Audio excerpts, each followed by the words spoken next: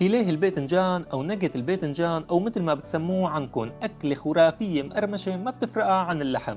بتجيب الباذنجان يلي شكله إما بيضاوي أو طولي وبتقطعه إما دوائر أو بتقطعه شرايح، وبتعمل له رشة ملح وبتنيمه شي نص ساعة حتى يكب المي يلي فيه.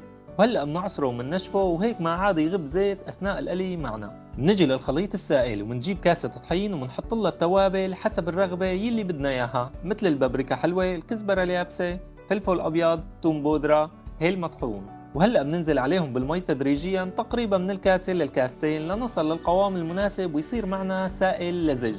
بنجيب الباذنجان بنغطه بالخليط السائل وبننزله على البانجو أو فتات الخبز يلي عنا حتى يشكل معنا حراشة. وهلأ بنجيب الزيت بنحميه وبنبلش قلي يا خالي.